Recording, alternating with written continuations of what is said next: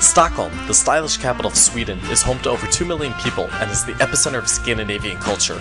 With its reputation for cutting-edge design, a flourishing music and art scene, and a thriving nightlife that seems to only get better as the sun sets around midnight, Stockholm has emerged as a hot destination during the summer, especially for those hoping to avoid the oppressive heat and throngs of tourists that plague the rest of Europe come June. I've been hearing a lot about summer travel to Scandinavia, so I decided to check it out for myself, beginning my trip in Stockholm and working my way south. And what better time to do so than during the midsummer holiday, when the sun stays out for over 20 hours a day. Stockholm itself is extremely easy to get around, and its clean streets, historic buildings, compact neighborhoods, and beautiful location on the water makes it an ideal city to wander around on foot. Across the water from me is Galmastan. This is the historical center of Stockholm. It's actually one of the smallest of the many islands that make up the city of Stockholm. Stockholm's actually made up of 14 islands to be exact, with about 24,000 more outside of the city. And Södermalm, just south of downtown, has undoubtedly the coolest scene of all the islands right now.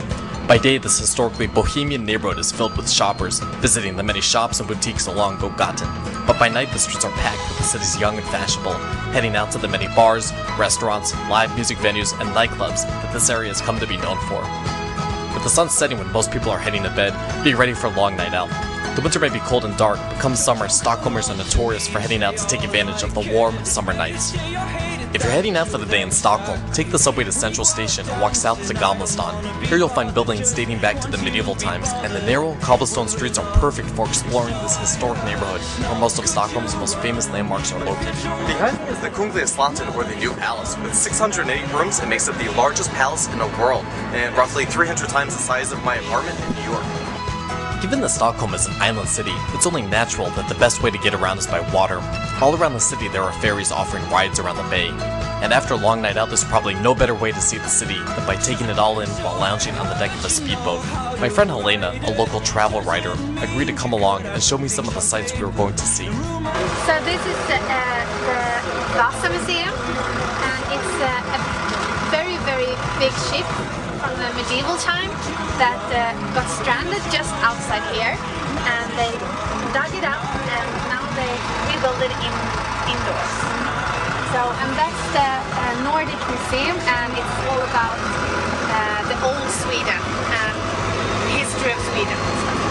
That's a famous children's book author called Astrid Lindgren, who wrote the Pippi Longstocking, and the museum of all her characters.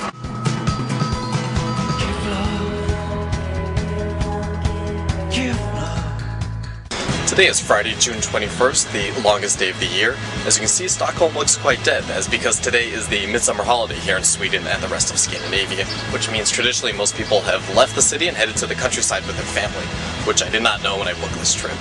That's okay, I'm on vacation. It's not like I always have to be doing something.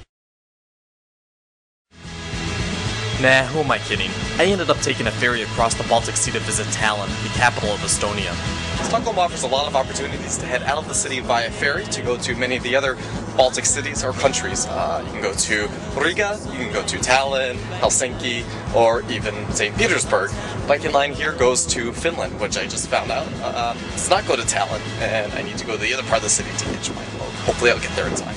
I did make it to the other port on time. On the bus ride back after buying my ticket, I met a group of Stockholmers on their way to celebrate the midsummer in a small park named Plazaparken.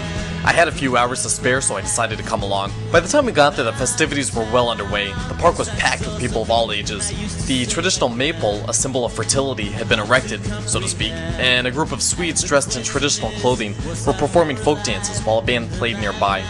I was told that nowadays the midsummer holiday usually involves a little more alcohol and a little less dancing in circles, but nevertheless I was glad I'd made it there, experiencing my first, but hopefully not last midsummer here in Sweden.